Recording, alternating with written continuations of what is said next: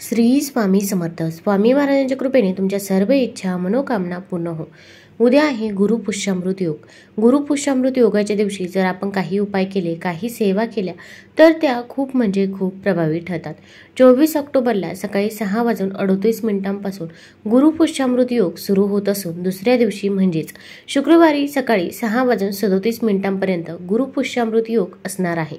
संपूर्ण दिवस हा योग असणे विशेष मानले जाते. गुरुपुष्यामृत योग वारंवार येत नाही. गुरुवारी पुष्य नक्षत्र आले तर त्या दिवशी गुरुपुष्यामृत योग तयार होतो. हा योग सर्व कार्यांसाठी शुभ समजला जातो. या योगावर सोने खरेदी केले असता त्याची वृद्धी होते अशी मान्यता आहे. पुष्य नक्षत्राला सर्व नक्षत्रांचा राजा देखील म्हटले जाते. या दिवशी देवाची पूजा अर्चा केल्याने व्यक्तीला जीवनाच्या प्रत्येक क्षेत्रात यश मिळते अशी मान्यता आहे. पुष्याचा अर्थ आहे पोषण करणारा, शक्ती देणारा, ऊर्जा देणारा. आता या दिवशी आपल्याला काही उपाय करायचे आहे. भरपूर वेळा आपल्या आयुष्यामध्ये अनेक संकटे असतात. आता संकट येणारच नाही असं तर होणार नाही, पण आपण संकटाचा वेग मात्र नक्कीच कमी करू शकतो. तसेच आपण मेहनत तर घेत असतो, पण मेहनतीचे फळ देखील आपल्याला काही केल्या मिळत नाही.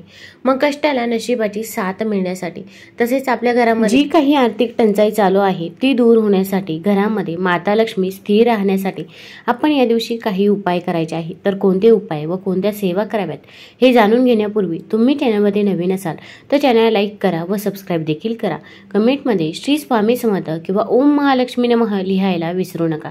गुरुपुष्यामृत योगाच्या दिवशी आपण सकाळी लवकरच उठायचं आहे. अगदी तुम्ही ब्रह्ममुहूर्तावरती उठले तरी पण चालेल. या दिवशी तुम्हाला जर शक्य असेल तर पिवळ्या रंगाचे वस्त्र परिधान करावे. पिवळ्या रंगाचे वस्त्र परिधान करणे शक्य नसेल तर पिवळा रुमाल आपण सोबत ठेवायचा आहे. फक्त आपण काळ्या रंगाचे वस्त्र हे परिधान करायचे नाही, कारण की जेव्हा पण शुभ कार्य असते तेव्हा आपण काळा रंग वर्ज्य करत असतो. तसेच गुरुवारी जर पिवळ्या रंगाचे वस्त्र परिधान केले तर भगवान विष्णूंचा आपल्याला आशीर्वाद हा प्राप्त होत असतो आणि आपला गुरुग्रह देखील बळकट होत असतो. आता या दिवशी आपण आपल्या घराच्या बाहेर देखील थोडंसं पाणी शिंपडायचं आहे. पाणी घ्यायचं आहे, त्यामध्ये आपण चिमूटभर हळद टाकायची आहे आणि असं पाणी आपण मुख्य दरवाजाच्या बाहेर स्प्रे करायचं आहे. यामुळे नकारात्मक ऊर्जा ही आपल्या घराच्या बाहेरच राहते. आपल्या घरामध्ये सकारात्मक ऊर्जेचा संचार होतो. आता या दिवशी माता लक्ष्मीची पूजा करायचीच आहे. त्यासोबत आपल्याला तुळशी मातेची देखील पूजा करायची आहे. तसेच गोमातेला देखील एक वस्तू खाऊ घालायची आहे. आता तुळस ही प्रत्येकाच्या घरामध्ये असतेच. तुळशीला विष्णुप्रिया देखील म्हटलं आहे. या दिवशी आपण तुळशीजवळ एक शुद्ध तुपाचा किंवा तिळाच्या तेलाचा, मोहरीच्या तेलाचा दिवा हा प्रज्वलित करायचा आहे. तुळशीभोवती आपण स्वच्छता ठेवायची आहे. तुळशीभोवती रांगोळी काढायची आहे. त्यानंतर एक प्लेट घ्यायची आहे. प्लेटमध्ये थोडेसे अखंड तांदूळ टाकायचे आहे. त्यानंतर मातीची पंती किंवा कणकेचा दिवा घ्यायचा आहे. या दिव्यामध्ये तुम्ही तूप किंवा तेल टाकल्यानंतर त्यामध्ये चिमूटभर हळद देखील टाकायची आहे. दिव्याला हळदी कुंकू लावायचं आहे, फूल व्हायचं आहे. आता यानंतर आपल्याला एक तांब्या भरून थोडंसं कच्चं दूध घ्यायचं आहे किंवा अगदी छोटासा ग्लास भरून घेतलं तरी पण चालेल. या कच्च्या दुधामध्ये आपल्याला थोडीशी हळद टाकायची आहे आणि हे कच्चं दूध आणि हळद आपल्याला तुळशीला अर्पण करायचं आहे. अर्पण करत असताना आपण ओम नमो भगवते वासुदेवाय या मंत्राचा 11 वेळा जप करायचा आहे. आता हे अर्पण करून झाल्यानंतर आपल्या घरामध्ये जर गंगाजल असेल तर थोडंसं गंगाजल घ्यायचं आहे आणि ते देखील आपण तुळशीला अर्पण करायचं आहे. किंवा तुम्ही जे दूध आणि हळद घेतली होती त्यामध्ये देखील थोडंसं गंगाजल हे टाकू शकता. हे अर्पण करताना आपण मंत्र जप करत राहायचं आहे. आता आपण तुळशी मातेला 11 प्रदक्षिणा करायच्या आहे. प्रदक्षिणा करत असताना देखील आपण ओम नमो भगवते वासुदेवाय या मंत्राचा जप करायचा आहे. यानंतर आपल्याला तुळशीचे दर्शन घ्यायचे आहे. आपली जी काही इच्छा आहे, मनोकामना आहे ती तुळशी मातेला सांगायची आहे. मग मुलांची प्रगती होत नसेल, घरामध्ये आर्थिक टंचाई असेल, जे काही आहे ते अगदी मनापासून आणि श्रद्धेने आपण तुळशीजवळ सांगायचे आहे.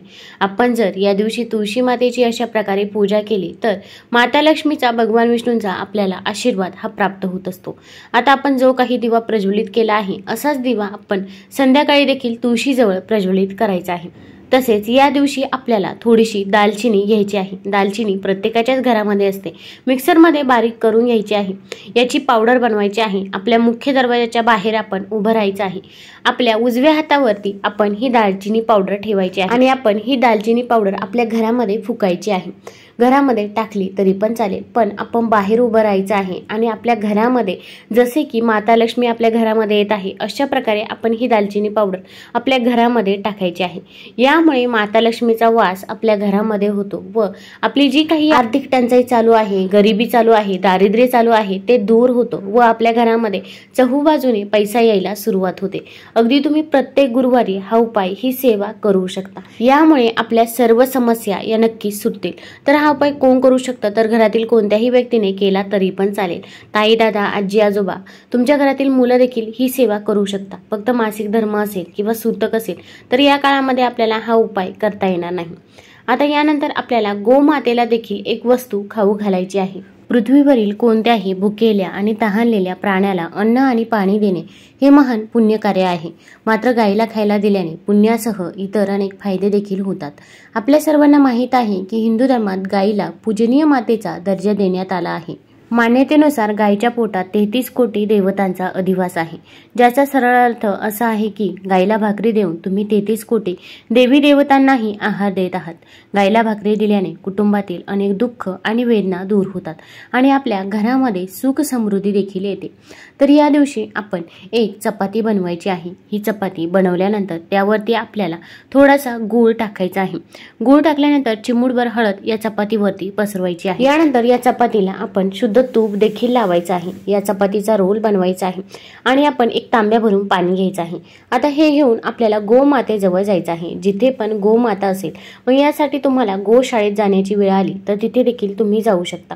आता तिथे गेल्यानंतर आपण गोमातेच्या पायावरती पाणी घालायचं आहे। गोमातेला हळदी कुंकू लावायचं आहे, गोमातेला ओवाळायचं आहे आणि त्यानंतर ही चपाती गोमातेला आपण खाऊ घालायची आहे।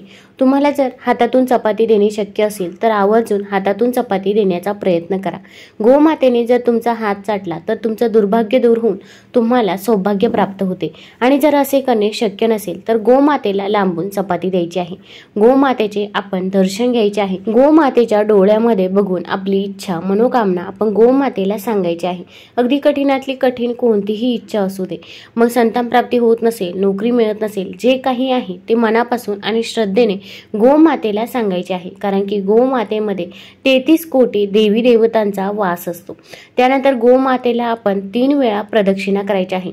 प्रदक्षिणा करत असताना देखील आपण ओम नमो भगवते वासुदेवाय, ओम नमो भगवते वासुदेवाय या मंत्राचा जप करत राहायचा आहे। त्यानंतर गोमातेच्या पायाखाली जी काही माती आहे ती माती आपण आपल्या कपाळाला लावायची आहे। आपल्या मुलांच्या कपाळाला देखील ही माती लावायची आहे। त्यानंतर परत तुमची जी काही इच्छा आहे, मनोकामना आहे ती तुम्ही गोमातेला सांगायची आहे। या दिवशी तुम्ही 3 केळी देखील गोमातेला खायला देऊ शकता, कारण की या दिवशी पिवळ्या रंगाची फळे तुम्ही दान केली तर अत्यंत शुभ ठरेल।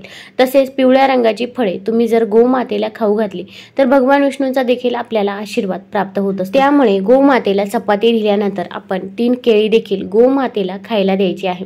आता गोमातेचं दर्शन घेतल्यानंतर आपण डायरेक्ट घरी जायचं आहे। आपण जर मध्ये कुठे थांबलो तर आपण जो काही उपाय केला, जी काही सेवा केली ती सेवा ही फलदायी ठरत नाही। त्यामुळे या गोष्टीची काळजी आपल्याला घ्यायची आहे। या दिवशी आपण यथाशक्ती अन्नदान देखील करू शकता किंवा अगदी मंदिरामध्ये तुम्ही केळी दान केली तरी पण चालेल। तुम्हाला जर हा व्हिडिओ आवडला असेल तर चॅनल लाईक करा, सबस्क्राईब करा। धन्यवाद।